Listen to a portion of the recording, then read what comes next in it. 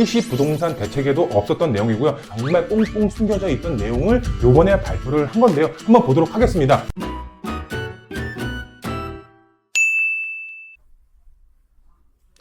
네, 안녕하십니까 애청자 여러분, 돈되는 부동산 함주원입니다. 네, 얼마 전에 소형주택 취득세 관련 부분 개정사항을 행안부에서 발표를 했습니다. 그런데 여기서 정말 중요한 내용이 담겨 있었습니다. 시청자분들이 이것을 모르면 정말 세금 폭탄을 맞을 수도 있고, 또 어떻게 보면 또 기회로 잡으실 수가 있겠는데요. 오늘 제가 완벽하게 취득세 관련 부분 정리를 해드리도록 하겠습니다. 네, 오늘 주제를 보시게 되면은 취득세 개정 발표를 했습니다. 행안부에서 발표를 했고요. 시청자분들 정말 이것을 모르면은 큰일 납니다. 그렇기 때문에 이 영상 이해될 때까지 몇 번 이거 돌려보셔야 될 그런 정말 중요한 내용을 담은 그런 영상이다라고 보시면 되겠습니다.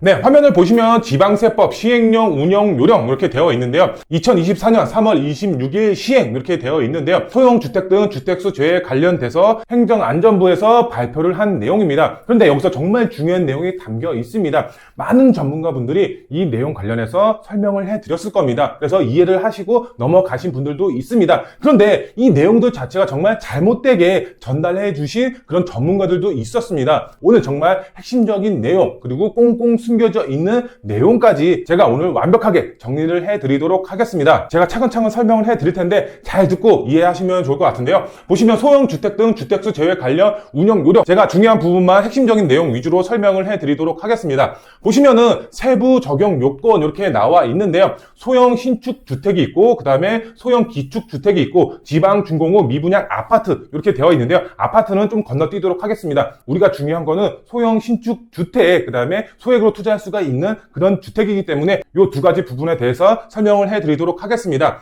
보시면은 많은 분들이 알고 계실 겁니다. 주택수 제외 효과. 그런데 소형 신축 주택에 대해서는 어떻게 적용이 되는지 틀려지는 부분은 없습니다. 2024년부터 2025년 12월 31일까지 최초 유상 승계 취득 이렇게 되어 있는데요. 이 말이 조금 어렵게 들릴 수도 있겠는데요. 이것은 말 그대로 다른 사람한테 구매했을 때 이렇게 적용을 시키겠다라는 내용입니다. 좀 어렵게 생각하실 필요가 없습니다. 보시면은 면적 60제곱미터 이하, 그 다음에 수도권 기준으로 봤을 때 6억 원 이하, 준공 시점 말 그대로 2024년도 10월 10일부터 2025년 12월 31일까지 2년 동안 적용이 되는 그런 사항이다라고 보시면 될 것 같습니다. 여기서 중요한 것은 이겁니다. 준공 시점이라고 나와 있죠. 이 2년 동안 준공이 된 그런 신축만 해당이 된다. 이렇게 이해를 하시면 될 것 같습니다. 그러면 신축 주택 준공이 된 것만 혜택을 보는 거야? 이렇게 생각하실 수도 있겠죠. 그게 아니죠. 바로 소형 기축 주택, 기존 주택이죠. 구축 주택도 해당이 됩니다. 근데 다 동일한 내용이지만 어떻게 임대사업자죠. 임대사업자를 취득일로부터 60일 이내에 등록을 하면은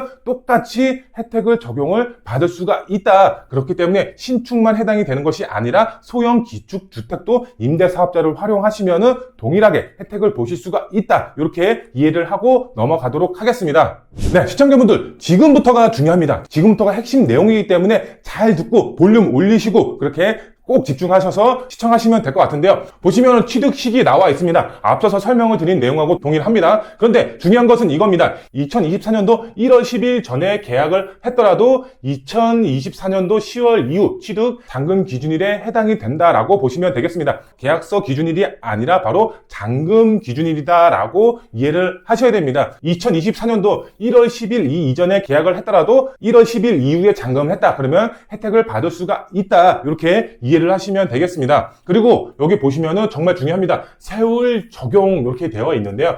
요건에 해당하는 주택을 취득할 경우 취득 세율은 무조건 1주택 세율 1%에서 3%의 세율이 적용되는 것이 아니라 해당 주택을 제외한 기존 소유 주택수에 따라서 산정을 한다 이렇게 나와 있습니다. 이게 조금 돌려 말하면은 생각의 차이일 수도 있지만 쉽게 생각을 하면 됩니다. 기존이죠. 기존 소유 주택수에 따라서 산정을 한다 이렇게 나와 있습니다. 우리가 예를 들어서 설명을 해보도록 할까요? 우리가 A주택이 있습니다. A주택, 뭐 거주주택이 됐던 투자를 한 주택이 됐던 이 A라는 주택이 있습니다. 근데 플러스 해서 B라는 주택, 이 해당 요건에 맞는 주택을 산 겁니다.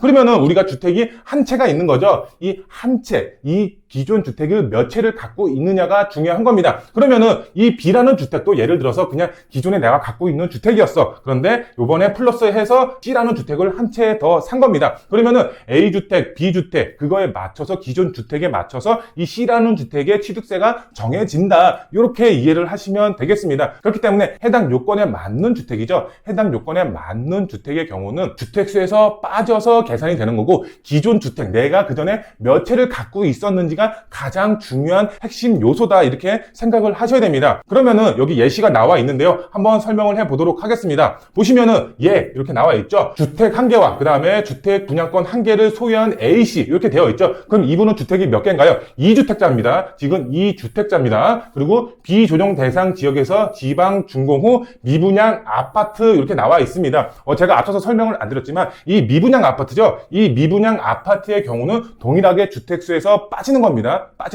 그렇기 때문에 미분양 아파트를 추가 취득을 하면 해당 주택을 포함한 3주택 세율이 아닌 여기 보시면은 비조정 대상 지역이라고 나와 있습니다. 조정 대상 지역이 아닙니다. 비조정 대상 지역입니다. 우리가 비조정 대상 지역의 경우는 2주택까지는 1%의 세율이 나오고 3주택부터는 8%의 세율이 나옵니다. 근데 여기 보시면 8%의 세율이 아닌 이렇게 나와 있습니다. 아닌 여기 지금 해당 주택을 포함한 3주택이 된 겁니다. 여기 혜택을 받는 주택이죠. 혜택을 받는 주택 3주택이 아닌 해당 주택을 제외한 2주택 세율 1%의 세율이 적용이 된다. 이렇게 나와 있습니다. 근데 단 오피스텔이죠. 오피스텔 같은 경우는 상가인지 그 다음에 주택 용도로 사용하는 건지 아직은 알 수는 없죠. 준공 당시에 계약을 하는 거기 때문에. 그래서 이 오피스텔 같은 경우는 4.6%의 고정 취득세가 나온다라고 이제 보시면 될 것 같고요. 그게 아닌 일반 주택 같은 경우는 해당 주택수에서 빠져서 계산이 돼서 1%의 취득세가 나온다. 이렇게 이제 보시면 될 것 같습니다.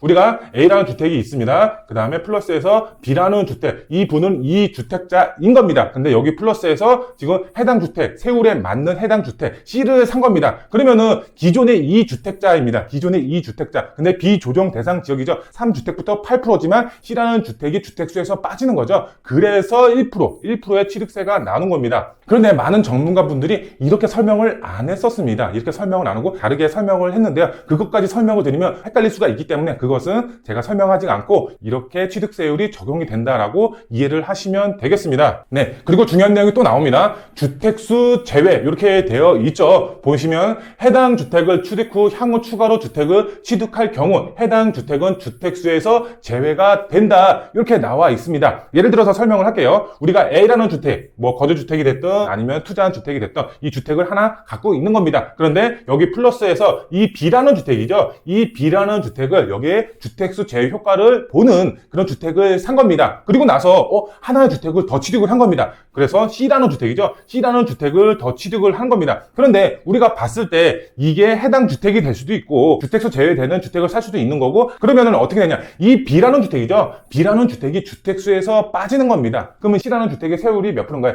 1%가 되겠죠. 근데 여기 플러스해서 하나의 주택을 더 취득을 하는 겁니다. 근데 이 주택은 또 빠지는 겁니다. 그러면 이 주택이 또 1%가 되는 거겠죠. 근데 여기 플러스해서 또 하나의 주택을 또 산 겁니다. 그럼 이 주택수가 또 빠지는 겁니다. 그러면 또 1%가 되겠죠. 이렇게 계속 주택수가 늘려가더라도 취득세율은 몇 프로? 계속 1%로 적용을 받을 수가 있는 겁니다. 시청자분들 이해가 가시나요? 그런데 비조정 지역에서 그리고 규제 지역에서 주택을 취득했을 때 어떻게 되는지 이것도 궁금하시겠죠? 제가 설명을 해드리도록 하겠습니다. 제가 그 전에 앞서서 설명을 드린 내용이 여기 다 포함이 되어 있는 건데요. 조금 더 자세하게 설명을 해드리면은 이렇게 나와 있습니다. 기존 주택수라고 되어 있죠. 내가 1주택일 때, 그 다음에 2주택일 때, 그 다음에 3주택일 때 이렇게 나와 있고요. 그 다음에 여기 보시면 조정 대상 지역에서 주택을 취득을 했을 때 현행이 나와 있고 그 다음에 주택수가 제외가 될 때의 상황이 나와 있습니다. 그리고 여기 보시면은 비조정 대상 지역, 그 다음에 현행이 있고 그 다음에 주택수가 제외될 때가 이렇게 따로 구분이 돼서 나와 있습니다. 근데 보시면은 현행은 중요하지가 않겠죠. 현행은 그대로 이제 취득세율을 적용을 받는 거기 때문에 현행은 중요하지가 않습니다. 여기 현행은 중요하지가 않고요. 그 다음에 여기 주택수가 제외될 때, 근데 조정 대상 지역에서 받았을 때가 또 중요하겠죠. 용산이라든가 강남 3구는 아직 조정 대상 지역이죠. 투기과열지구이기 때문에 요 사항들을 알고 계셔야 되는 거고, 비조정 대상 지역에 취득을 하시는 분들은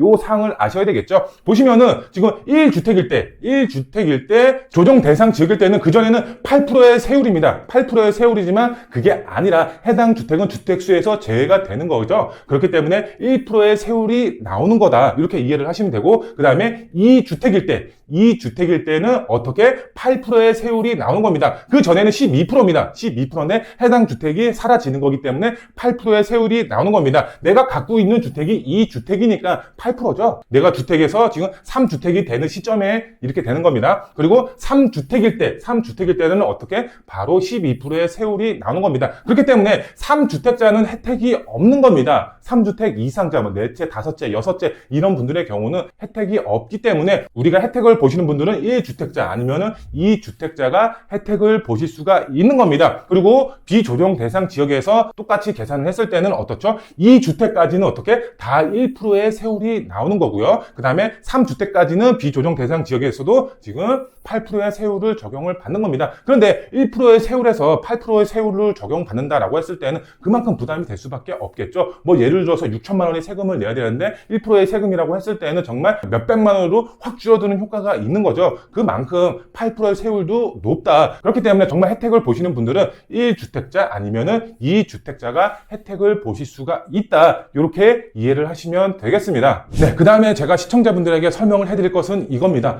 정말 일시 부동산 대책에도 없었던 내용이고요. 제가 얼마 전에 3월 19일 날 취득세 관련 부분에 대해서 설명을 해드린 영상도 있을 겁니다. 그 영상에서도 이 내용은 포함이 안 되어 있었던 내용입니다. 많은 분들이 몰랐을 겁니다. 그런데 정말 꽁꽁 숨겨져 있던 내용을 요번에 발표를 한 건데요. 한번 보도록 하겠습니다. 보시면은 유효기간이라고 나와 있습니다. 주택수 제외 효과를 언제까지 유지시켜 주겠다라는 유효기간이 나온 겁니다.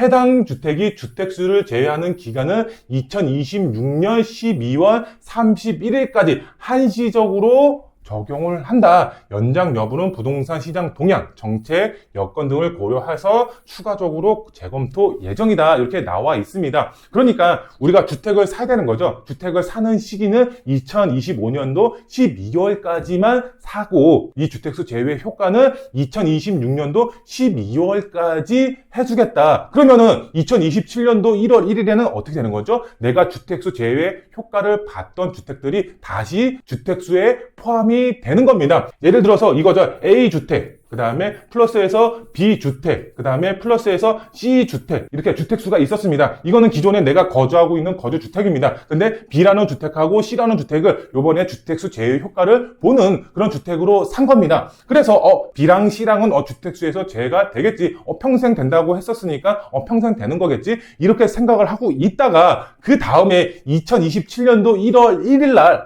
투자를 한 번 더 해볼까? 그러면 우리 D라는 주택, 주택수 제외 효과를 볼 수가 있는 D라는 주택을 하나 더 취득을 하자. 이렇게 한 겁니다. 그런데 지금 이 B랑 C랑은 2027년도 1월 1일 날 주택수에 포함이 되는 겁니다. 그렇기 때문에 취득세율이 몇 프로가 되는 거죠? 바로 12%의 취득세가 나오는 겁니다. 까딱 잘못했다가는 정말 취득세 폭탄을 맞을 수가 있는 겁니다. 투자를 하고 싶어도 할 수가 없는 상황이 되는 거죠. 그렇기 때문에 유효 기간을 정말 필수적으로 알고 계셔야 됩니다. 많은 분들이 모르고 있었습니다. 그래서 이 유효 기간을 모르시는 분들의 경우는 꼭 필수적으로 유효 기간이 있었구나 인지를 꼭 하셔야 된다라고 보시면 되겠습니다. 그런데 제가 말씀을 드리고 싶은 것은 이겁니다. 이 유효 기간이죠. 유효 기간. 내가 주택을 사야 되는 기간은 2년입니다. 이 2년이 정말 중요한 시기라고 보시면 되겠습니다. 그 전까지 정말 취득세 중과로 인해서 주택을 취득을 하고 싶어도 주택을 추가적으로 더 취득을 해서 투자를 하고 싶어도 할 수가 없었습니다. 그만큼 취득세가 너무 부담이 되기 때문에. 그런데 지금은 1%죠. 3주택, 비조정 지역까지 3주택 주택까지는 1%의 세율이 나옵니다.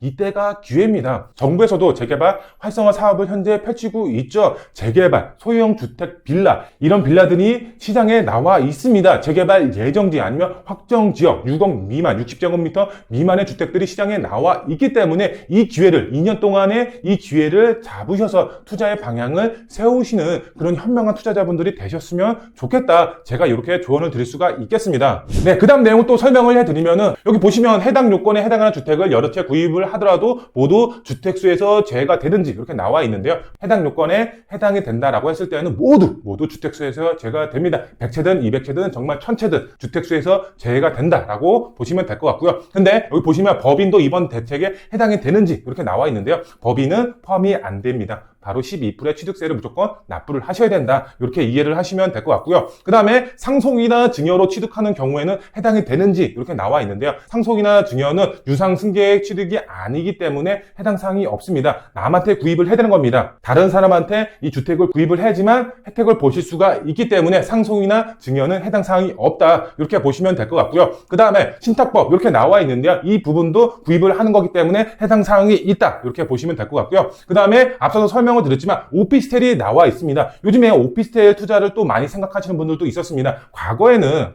오피스텔 투자하면 안 된다 이런 인식이 강했지만 지금 오피스텔 주택수 제외 이런 효과가 나오면서 오히려 오피스텔 투자를 또 생각하시는 분들도 많이 있으실 텐데요. 오피스텔을 투자를 하면 취득하는 경우 일반 세율이 적용이 되는지 이렇게 이제 나와 있는데요. 보시면 제가 쉽게 설명을 해드리도록 하겠습니다. A라는 주택이 있습니다. 이 A라는 주택 거주주택이 있고요. 플러스에서 B라는 주택이 오피스텔이라고 보시면 될 것 같습니다. 다른 주택의 경우는 1%의 세율이 나옵니다. 근데 오피스텔은 아니죠. 이 4.6%죠. 이 4.6%의 취득세가 나옵니다. 이것은 무조건 의무적으로 낼 수밖에 없는 거고요. 근데 여기서 플러스해서 다른 주택, C라는 주택, 해당 주택을 또 혜택을 보는 해당 주택을 산 겁니다. 그때 이 B라는 주택, 오피스텔이 주택수에서 빠지는 겁니다. 그렇기 때문에 이때 1%의 취득세가 나오는 거다. 이렇게 이해를 하시면 되겠습니다. 네, 그 다음에 이제 중요한 내용이 또 나오는데요. 정책 발표일 1월 10일로 소급 적용하는지 이렇게 나와 있는데요. 소급 적용을 해준다라고 하고 있습니다. 계약서 기준일이 아니라 잔금일 기준으로 1월 10일이 넘어갔다. 그러면은 소급 적용해서 모두 다 혜택을 받을 수가 있다. 네, 제가 지금까지 이제 많은 내용을 말씀을 해드렸습니다. 조금 어렵다고 느끼실 수도 있습니다. 어려우면 정말 많이 돌려보시면 되겠습니다. 그러면 오늘 내용 정말 핵심 포인트 제가 찝어드리도록 하겠습니다.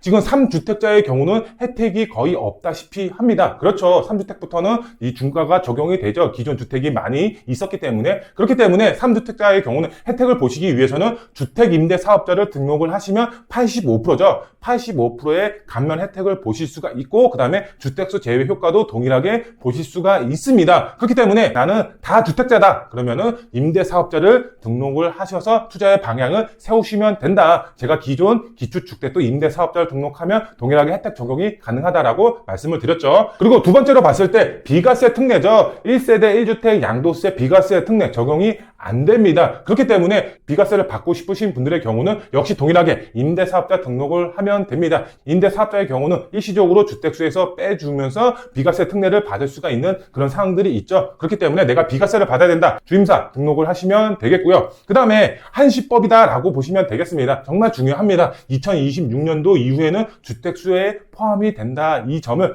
꼭 명심하시면 되겠습니다. 그리고 제가 마지막으로 시청자분들에게 당부를 해드리고 싶은 말이 이겁니다. 2년, 2번이 정말 기회라고 보시면 되겠습니다. 1주택, 2주택자 분들의 경우는 정말 100채든 200채든 사도 1%로 적용이 됩니다. 그렇기 때문에 이번 기회에 꼭 살리셔서 투자의 방향을 세우셔야 됩니다. 재테크가 중요하다는 말이 있죠. 재테크만큼 중요한 게 바로 세테크라고 하고 있습니다. 세제를 얼마나 절약하는지에 따라서 내가 수익을 거둘 수가 있는 그런 차익이 정말 커질 수도 있고 작아질 수도 있기 때문에 우리가 세테크를 정말 잘해야 되는데 이 2년의 기간 동안 취득세 부분을 정말 극적으로 낮출 수가 있는 기간입니다. 그리고 보유세라든가 양도세 부분도 시행령으로 이어서 발표를 할 예정이기 때문에 다음 내용이 발표가 되면 제가 발빠르게 정말 핵심적인 내용 위주로 어떻게 되는지 제가 추가적으로 설명을 해드리도록 하겠습니다. 네, 오늘은 행안부에서 발표한 소형주택 주택수가 제외되는 효과 틀려지는 부분에 대해서 시청자분들에게 설명을 해드렸습니다. 많은 부분들이 바뀐 것은 아닙니다. 그런데 잘못 잘못되게 해석해서 내가 조금 다르게 이해를 하신 시청자분들도 분명히 있을 겁니다. 제가 이 자료를 토대로 해서 행안부라든가 구청에 직접 전화를 해서 취득세 관련 부분 이렇게 적용이 되는 것이 맞는지 직접 통화까지 했습니다. 그렇기 때문에 믿고 이렇게 적용이 되는구나 라고 생각을 하시고 본인에게 접목을 시키시면 되겠습니다. 잘 이해가 안 가시면 진짜 몇 번이고 돌려보셔야 됩니다. 몇 번이고 돌려보셔서 이해가 될 때까지 시청하셔야 됩니다. 정말 중요한 내용이기 때문에 이해가 될 때까지 꼭 시청 부탁드리고요. 오늘 영상 마음에 드셨으면 구독 버튼, 좋아요 버튼, 알림 설정 버튼 꼭 부탁드리겠습니다. 그럼 다음 영상에 더 알찬 정보로 찾아뵙도록 하겠습니다. 감사합니다.